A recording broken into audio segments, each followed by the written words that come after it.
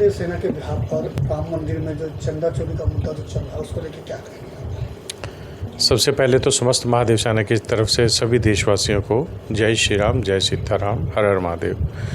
ये एक निंदनीय घटना है। 500 वर्षों के संघर्ष के बाद एक खुशी की लहर भारतवर्ष में पैदा हुई थी कि श्री राम मंदिर सभी को देखने को मिला। जिस प्रकार से सब चाहते थे उस प्रकार से प्रभु श्री राम के भव्य भवन का निर्माण और दर्शन हुए। लेकिन शायद एक कलंक लगना बाकी था और इसकी जिम्मेदारी कुछ लोगों के ऊपर आनी थी। ऐसी घटना यदि सामने आई है, इसके कुछ भी कारण रहे हों, सरकार को तुरंत इसके ऊपर जो संज्ञान लेकर के सख्त कार्रवाई के आदेश निर्देश जारी कर देने चाहिए थे, क्योंकि सरकार का तो इन चीज़ों से कोई लेना देना है ही नहीं और अच्छे कार्यों में सरकार का बहुत बड़ा योगदान रहा है। SIT का गठन उन्होंने किया, CBI की जांच यदि हो जाए, सब तंत्र जो भी एजेंसियाँ इस पर जांच करें और जो भी इसमें दोषी पाए जाएं उनको बिना किसी रहम के, बिना किसी भेदभाव के जो सज़ा उनके लिए है, जो कानून तय करे, वो उन्हें दे दी जाए। और लेकिन मैं इसमें ये भी निवेदन करना चाहूँगा कि जो लोग दोषी पाए जाएं उनको तो सज़ा दी जाए, लेकिन उनके परिवारों को जो टीवी में दिखाया जा रहा है या उनके ऊपर जो गंभीर संगीन इल्ज़ाम लग रहे हैं, अगर एक आध कोई निर्दोष के ऊपर भी इसमें कलंक लगता है तो वो गलत है, उसका थोड़ा ध्यान रखना चाहिए। क्योंकि एक व्यक्ति, अब मैं कुछ भी करता हूँ तो उसका मेरे परिवार से कोई लेना देना नहीं होता।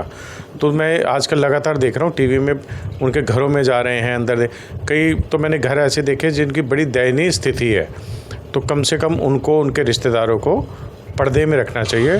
दोषियों के साथ कोई रहम नहीं है, उन्हें जैसे मर्जी सज़ा दी जाए और इसका सरकार को कोई भी समर्थन या बचाव नहीं करना चाहिए।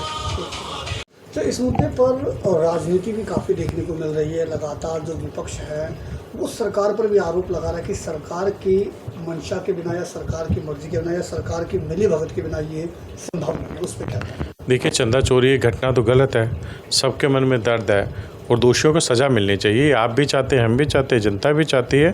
मेरे ख्याल से जिन लोगों से वो रिश्तेदार हैं, परिवार होंगे, वो भी चाहते होंगे सज़ा मिले।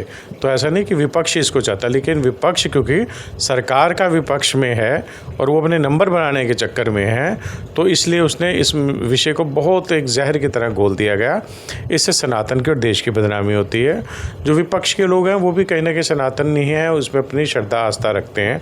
हालांकि जब चाहे मंदिर निर्माण के खिलाफ रहे हों, इस मंदिर में दर्शन करने भगवान राम के ना गए हों, लेकिन चंदा चोरी के ऊपर वो पूरा अपना जोर लगा करके इसमें सामने आ रहे हैं। ये भी उनकी एक अच्छी बात है कि गलत कार्य नहीं होना चाहिए देश में या किसी संस्था में। लेकिन मैं ये भी चाहूँगा कि जब बांग्लादेश के अंदर इतना नरसंहार हो रहा था, या बाहर भी कभी कहीं हिंदुस्तान के खिलाफ कुछ हरकतें होती हैं, या देश के अंदर रामनवमी की यात्राओं पर, हनुमान जन्मोत्सव पर पत्थर चलाए जाते हैं, या एक जोत आ रही थी भगवान की गाजियाबाद में, उसके ऊपर थूका गया था, इतने दंगे हो रहे हैं साल में, और उनके ऊपर विपक्ष क्यों नहीं बोलता?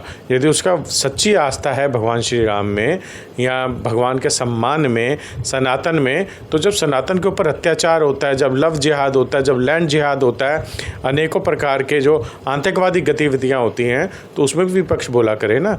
जब देश के खिलाफ जो आतंकवादी गतिविधियां होती हैं उसमें तो इनका समर्थन आ जाता है कि मासूम हैं, इन पर दया की जाए, भूले हैं, भटके हैं, उसमें इनका कोई बयान नहीं आता। चंदा चोरी के ऊपर इन सब का बड़ा जोर लग गया।